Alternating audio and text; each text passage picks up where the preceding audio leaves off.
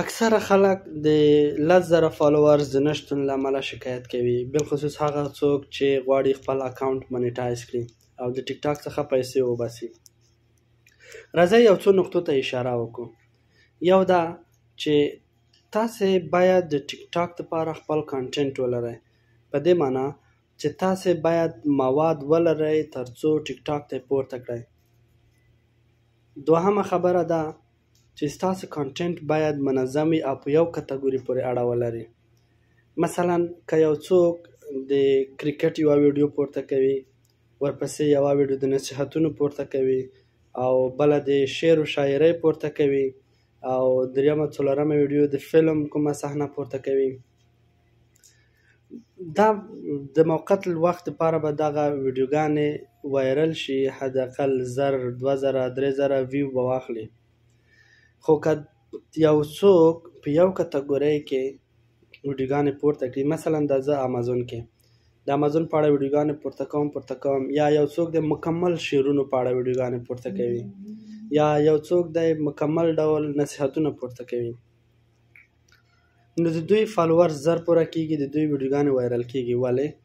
ځکه یو نفر راځي ستا پروفایل ګوري، ستا پروفایل ته چې کله لاړ شي ګوري ګډوډي ده، غیر منظم شیان دي، کله کرکټ دی، کله والیبال دی، کله نصیحتونه دي، کله شعرونه دي، نو دغه نفر ستا پروفایل کې نه پاتې کېږي، تا نه فالو کوي.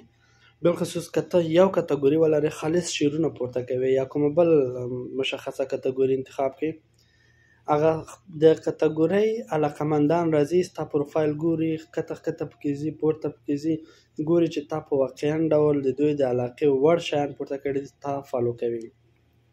یو بله نقطه، که تاسې کانټینټ لرئ یا نه لرئ، بیا هم غواړئ چې خلک تاسې فالو کړي، دا په عذر و په زاریو په سوالونو نه کېږي.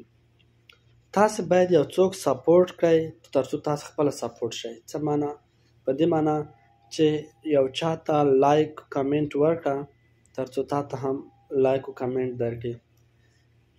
تاسې به فور یو پیج کې ګرځئ، هغه خلک ټارګیټ کړئ چې کم لایک په کم اندازه یا په لږ مقدار لایک و کمنټ ولري.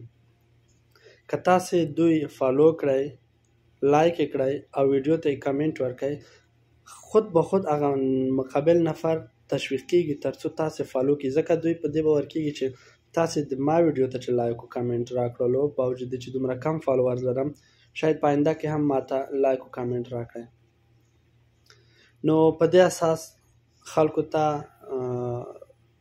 لایک و کمنټ ورکړئ، سپورټ یې کړئ ترڅو تاسې خپل هم سپورټ شئ. یو څو نورې نقطې هم شته دي چې په بله ویډیو کې به بحث پرې وکړو.